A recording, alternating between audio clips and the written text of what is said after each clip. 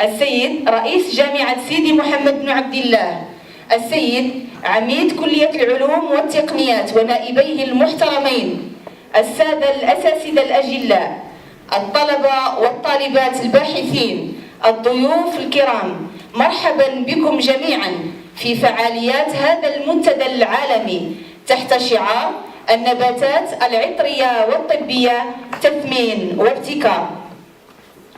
Mesdames, Mesdemoiselles, Messieurs, aimable assistance, bonjour. Bonjour.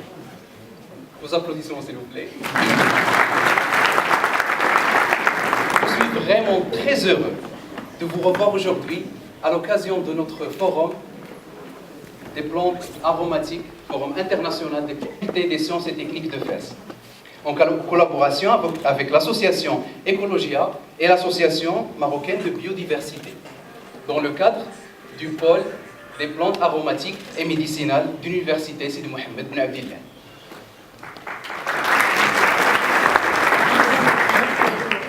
يأتي هذا المنتدى العالمي بغية تحقيق قاعدة تواصلية مهمة من أجل الترويج والتسويق المعرفي للنباتات الطبية والعطرية لما تكتسيه هذه الأخيرة من أهمية بالغة على المستوى الطبي البيئي والغذائي.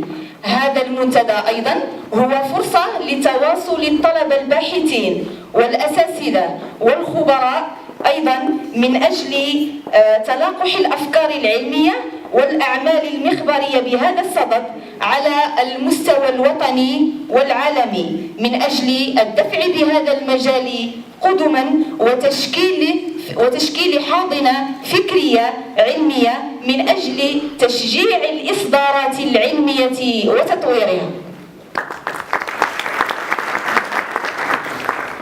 Le Forum international des plantes aromatiques et médicinales vise à débattre des enjeux de la filière aromatique et médicinale, des mécanismes de sa valorisation et de son potentiel d'innovation. Notre forum a pour objectif aussi de développer les relations... Madame la directrice, Monsieur les doyens, Monsieur les vice-doyens, distingués conférenciers, honorables participants, honorables invités, chers doctorants, chers étudiants, des étudiants de la filière ingénieure, également des étudiants de différents masters qui sont en relation avec la thématique abordée aujourd'hui. Donc j'ai l'honneur et le plaisir de vous souhaiter à toutes et à tous la bienvenue à l'Université Sidi Mohamed Ben Abdallah et au sein des locaux de la Faculté des sciences et techniques qui abrite aujourd'hui ce forum international qui a choisi comme thématique les plantes aromatiques et médicinales, innovation, valorisation et innovation. Donc comme vous le savez très bien, et là on est ravis d'avoir des éminents experts dans le domaine, je vais me permettre de dire quelques petits mots, un petit paragraphe, juste pour rappeler l'intérêt de la thématique abordée. Au Maroc, donc, le secteur des plantes aromatiques et médicinales connaît une forte augmentation et un important développement, une forte augmentation de la demande mondiale pour tout ce qui est plantes et produits dérivés, dont la mise en valeur, associée bien sûr au nombre croissant d'utilisateurs et à la diversité des domaines de leurs utilisations, ce qui offre de réels potentiels de développement pour le Maroc et également pour notre région Fès-Meknès. Les plantes aromatiques et médicinales constituent bien sûr des ressources à forte valeur ajoutée, d'où la thématique valorisation et innovation. Je crois que c'est l'un des objectifs donc, de ce forum. Donc, ajouter à ces différents, donc à ce volet important, je crois que à travers ce type de rencontre, nous serons donc amenés à contribuer à une recherche de qualité. La Faculté des sciences et techniques contribue également par la formation de lauréats en mesure de travailler dans les domaines des plantes aromatiques et médicinales, une filière d'ingénieurs en industrie agroalimentaire abritée par le département de Bessel Hassan Khadraoui, un master en chimie des molécules bioactives, un master en chimiométrie, analyse chimique, un master en biotechnologie microbienne. Toutes ces différentes structures de recherche, mais également ces filières de formation développées au sein de la faculté des sciences et techniques constituent une source de jeunes lauréats possédant les compétences pouvant contribuer à la modernisation de ce secteur fort important pour le Maroc et pour notre région Fès-Meknès. Pour ce qui est de l'organisation de ce forum, donc l'organisation de ce forum international va donner la possibilité de sensibiliser et d'impliquer le grand public sur l'importance économique de ces plantes aromatiques et médicinales à travers leurs importantes applications. Également l'occasion d'inviter les chercheurs, les spécialistes, enseignants-chercheurs des différentes institutions de recherche associées à ce forum et qui sont présentes avec nous. Bonjour. Madame la ministre voulait bien être avec vous, mais malheureusement, vu sa participation à la COP 21 à Paris, il m'a chargé de vous lire son discours. Mesdames et messieurs, il m'est particulièrement agréable d'être présent avec vous au Forum international sur les plantes aromatiques et médicinales sur le thème valorisation et innovation. Nous remercions vivement les organisateurs de cet atelier pour l'invitation et le choix de ce thème qui entre dans notre axe stratégique et dans la mise en œuvre du protocole de Nagoya sur l'accès aux ressources génétiques et le partage juste et équitable des avantages découlant de leur utilisation relative à la Convention sur la diversité biologique. Mesdames, Messieurs, comme vous le savez, le Maroc a adopté un cadre portant Charte nationale de l'environnement et du développement durable, la stratégie nationale de protection de l'environnement et la stratégie nationale du développement durable. Mesdames, Messieurs, après son entrée en vigueur en octobre 2014, le protocole de Nagoya instaure un cadre qui équilibre l'accès préalable en connaissance de cause, tout en tenant compte de l'importance du rôle des connaissances traditionnelles. Il va sans dire que le protocole vise une plus grande sécurité juridique et une transparence tant pour les fournisseurs que pour les utilisateurs des ressources génétiques, en créant des conditions plus prévisibles pour accéder aux ressources génétiques et en contribuant à assurer un partage juste et équitable des avantages de ces ressources. En assurant ce partage, le protocole de Nagoya crée une incitation en faveur de la conservation et de l'utilisation durable des ressources génétiques et renforce la contribution de la diversité biologique au développement et au bien-être humain. Mesdames, Messieurs, le Maroc a entamé le processus de mise en œuvre du protocole de Nagoya par sa signature. من نخبة أساتذة هذا الوطن لم يتوانوا في بث روح البحث العلمي بين طلبتها وتوجيههم في أدائهم العلمي. واحد من الكبار بهذه الكلية، أتحدث طبعا عن الأستاذ الحسن الغدراوي، فليتفضل لإلقاء كلمته.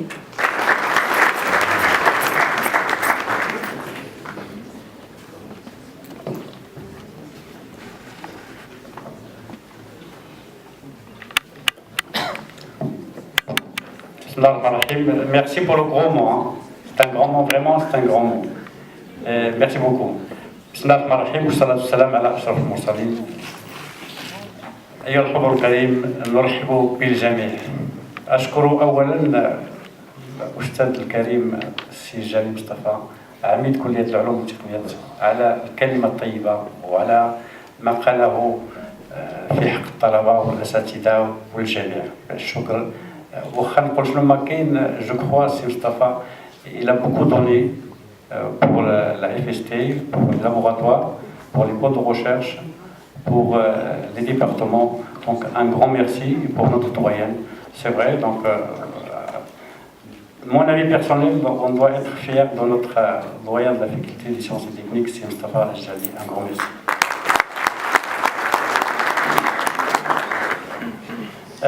Honorable assistance, donc c'est vrai, j'aurais bien aimé que le président de l'université Sidi Mohamed Abdallah soit parmi nous, mais c'est vrai, donc les empêchements, les occupations, et s'y excuser à la dernière minute, et d'ailleurs c'est pour ça qu'on a pris un petit retard pour le départ.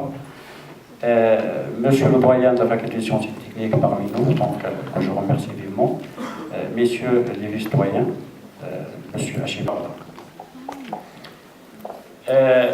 Ce forum international constitue un cadre privilégié de concertation d'échange, de savoir-faire entre les participants sur un sujet à la fois d'actualité et de préoccupation commune, et innovation et valorisation. Cette valorisation engendre pour les pays méditerranéens un patrimoine à préserver, une richesse à faire fructifier. Le Maroc ayant une autorité dans le domaine des pains, elle présente le plus fort endémisme parmi ces pays. La stratégie agricole marocaine a d'ailleurs pour objectif privilégier le développement de ces produits, ce qui constitue une alternative prometteuse pour un développement local durable et plus particulièrement. À mon tour de vous remercier tous d'abord de votre invitation et du temps qu'on m'a accordé pour vous présenter un peu les travaux que nous avons menés au niveau de la faculté des sciences de l'université Mohamed V. Alors, je vais donc vous présenter le travail que nous avons mené il y a une trentaine d'années, c'est pour ça que j'ai intitulé 30 ans, et qui concerne en fait à la fois l'aspect recherche fondamentale, recherche appliquée, mais également recherche-action, en initiant des projets générateurs de revenus. Donc, pour ce qui concerne le sommaire, je vais très brièvement, parce que vous connaissez tous l'Arganier et le rôle qu'il joue, pour s'attarder un peu plus sur tout ce qu'on a fait au niveau de la recherche et parler un peu des coopératives et tout ce que nous avons mis en place et finalement voir un peu l'impact des coopératives. Donc, je pense que ce n'est pas la peine que je m'attarde trop sur l'Arganier, juste pour dire que c'est un arbre endémique au Maroc et constitue la deuxième essence forestière du pays, et qui est très bien adapté aux conditions socio-économiques de la région, qui résiste à des températures très élevées, qui résiste aussi à des pluviométries très faibles, et que malgré tout, il est, ça c'est pour la zone, et que malgré tout, il est très menacé, malgré qu'il joue un rôle économique et environnemental très important. Donc économique parce que c'est un arbre multi-usage et qui rapporte pratiquement quelque chose comme 4000 dirhams par an et par hectare, parce que tout est utilisé et tout constitue une source de revenus pour les populations.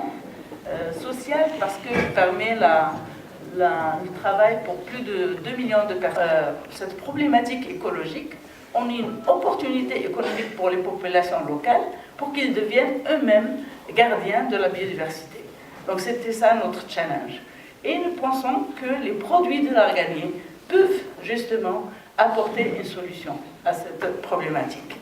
C'est-à-dire qu'on va essayer de valoriser les produits, mais surtout faire profiter les gens sur place pour qu'ils soient impliqués à préserver cette ressource.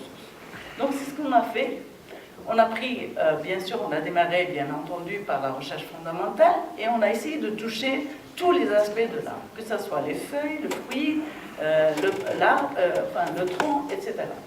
Donc la recherche fondamentale, pour cela, le but c'était de mieux connaître la biomasse, faire des screenings phytochimiques, essayer de faire quelques activités biologiques et pharmacologiques en partenariat avec d'autres collègues, mais également la recherche appliquée, parce que quand on a démarré, l'huile d'argan se vendait au bord des routes dans des bouteilles qui étaient recyclées et que c'était dommage qu'il soit galvaudé de cette manière. Donc il y a tout un travail qui a été fait en recherche appliquée pour un petit peu revoir l'itinéraire technique et essayer d'améliorer les choses qui ne pouvaient pas y aller. Et enfin, il faut que c'est fait, toute cette valorisation que nous avons fait au niveau de la faculté des sciences, il faut qu'elle soit disséminée sur le terrain pour que les acteurs économiques à cette époque-là puissent profiter un peu de nos recherches. Alors nous, on a été un peu plus loin, nous avons organisé les productrices de l'huile d'argan et nous les avons formées à cette technologie et organisées en coopérative en montrant aussi, en les formant aussi à tout ce qui est coopératif. Et donc c'est ce que j'ai dit par recherche-action. Donc en ce qui concerne, je vais aller très rapidement particulière. Donc rapidement sur la composition chimique en acide gras, elle est très insaturée, 80% d'acide gras insaturé, avec l'acide oléique et linoléique comme acides gras principaux. Ce qui est intéressant, c'est sa composition en stérol, assez particulière pour les huiles. Ce sont tous des delta-7 stérols, notamment le scoténol et l'espinacérol, qui représentent plus de 80% de l'insaponifiable de l'huile d'argan, mais également des triterpènes assez particuliers, comme le bêta-aramine, bêta-amérine, tyricalol, etc. Alors, par exemple, le tyricalol, c'est un triterpène qui a été décrit dans la littérature qui peut prouver un peu pourquoi l'huile d'argan est utilisée pour la cicatrisation. Donc, vous voyez qu'il y a toujours un lien. Les acides gras, vous le savez, ça permet l'hydratation. Et également, les tocophérols, les antioxydants, c'est ce qui permet un peu plus de temps pour vous dire quel est l'impact social. Rappelez-vous tous les programmes environnement des ministères qui ont tout fait pour envoyer la petite fille à l'école, et qui a eu beaucoup d'échecs. Les femmes des coopératives ont pris conscience que c'est important. Elles ne veulent pas que leurs enfants subissent la même chose qu'elles. Elles ont toutes envoyé leurs enfants à l'école, sans exception. Donc ça, c'est un grand impact, sans parler elles étaient vraiment marginalisées et que maintenant, ils ont une reconnaissance, une dignité. Il y a une qui est maintenant au Parlement, c'est quand même pas mal. En 2003, en 2004, je me souviens très bien, j'ai commencé avec elle les programmes d'alphabétisation. Et là, elle est en train de défendre tous les autres. Il y a d'autres qui sont dans les communes, elles sont en train de défendre les autres femmes de la commune et elles sont en train de créer de la valeur et de la richesse dans leur région. Et pour ce qui concerne l'environnement, est-ce que notre postulat est vérifié ou pas? Rappelez-vous ce qu'on a dit au départ, si les gens ont des revenus à partir de la ressource, ils s'impliquent d'une façon naturelle dans la préservation de la ressource. Et là, on le voit dans cette diapositive, ne serait-ce que le reboisement, le taux de reboisement qui a été fait entre 2000 et 2010, les surfaces reboisées ont été multipliées par 100. Mieux encore, le gouvernement est en train de planter.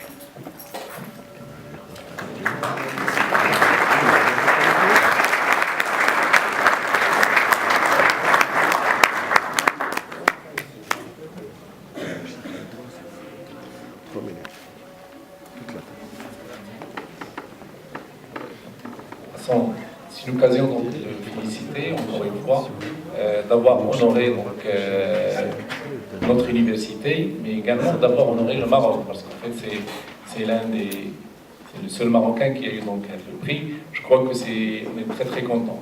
On est très content d'avoir des doctorants au niveau de la faculté des sciences et techniques qui puissent briller à l'échelle internationale. Et je crois que ça nous honore et ça nous réconforte dans notre démarche en fait, de promotion, de développement de la recherche scientifique au niveau de notre établissement et également au niveau donc, de notre université. Je le félicite parce que les efforts qui ont été déployés par les collègues de la Cité de l'Innovation ont témoigné de l'évolution qui vraiment fulgurante qu'ils ont remarqué lors des différents donc, processus de préparation à ce concours ma thèse en 180 secondes qui a eu lieu donc, la Sorbonne à Paris. Je crois que c'est une occasion de réitérer donc nos chaleureux remerciements la Cité de l'Innovation, à la tête du professeur Salim Souda, mais également à toutes les composantes de l'université et à toute l'équipe de formateurs qui ont eu. Également donc la nouvelle édition donc 2016. Je crois qu'il y a un programme qui est très chargé, peut-être c'est Souda donc nous l'a confirmé, dans le sens qu'il va y avoir plusieurs étapes en fait, de préparation à ce concours international. Et nous souhaitons cette fois également donc d'avoir plus de doctorants donc, qui participeront donc, à l'échelle internationale. Et on a également le privilège, le Maroc a le privilège d'abriter la prochaine édition de ma thèse en 180 secondes, et ce qui témoigne en fait de la confiance qui a été établie dans l'université marocaine, également dans nos établissements donc particuliers. Donc encore une fois, mes félicitations.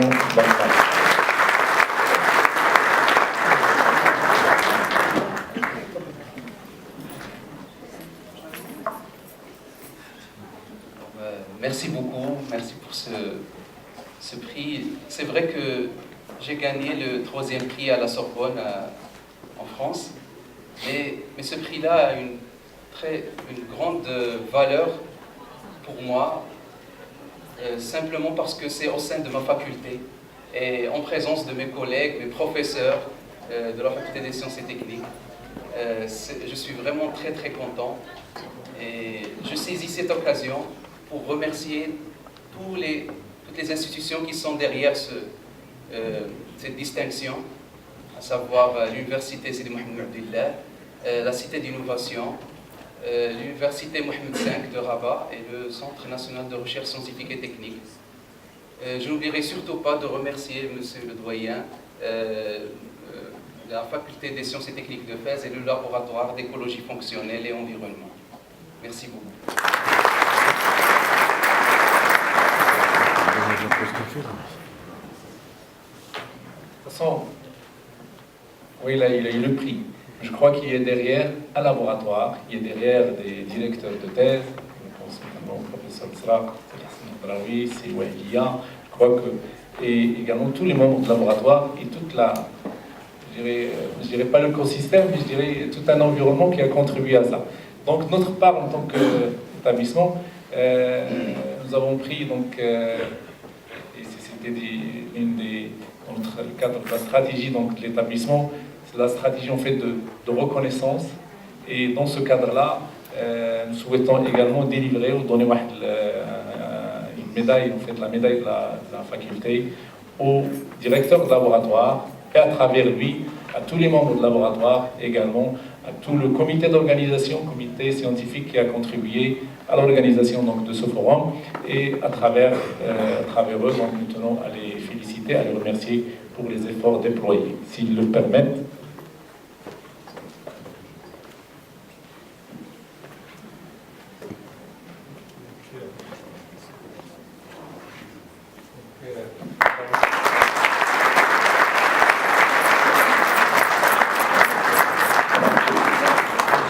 أنا فاضل مريم ديريكتريس ديال بارابن صفار بارافارماسي. أنا اليوم هنا باش لتوعية المستهلك ضرورة المنتوجات الطبيعية، ضرورة النباتات العطرية والطبية، لأن الكثير من المستهلكين ما كيتسوقوش هذه المنتوجات وكيجهلوا الأهمية ديالها على صحة الإنسان والخلو من المواد الكيماوية.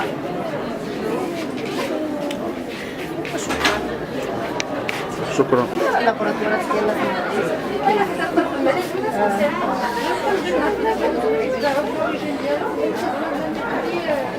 لا حيت حنا دابا عندنا اختلاف بحال دابا مثلا كنتي تشوف مثلا اللابوراتوار ديال الماتوش دابا اللي زوين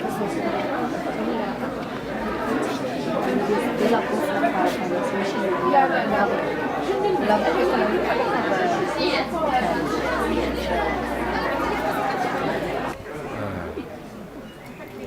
بصفتنا ممثلين باراسفرولا فخورين لمشاركتنا في هذا المنتدى الدولي حول النباتات الطبية والعطرية لنتقاسم التجارب وتطوير العلاقات بين مختلف الشركاء والفاعلين من أجل تعميق استراتيجية الشراكة في هذا القطاع والبحث عن أسواق جديدة. نحن نثمن هذا المنتدى الدولي حول النباتات الطبية والعطرية تحت شعار تثمين وابتكار، بحيث نثمن الاستراتيجية الفلاحية الوطنية للاتجاه الإيجابي حول النباتات العطرية والطبية، مما يجعل المجال رافعة أساسية للتنمية المحلية المستدامة، خصوصا بالمناطق التي هي في حاجة إلى الدخول في مشاريع تنموية مندمجة. وشكرا.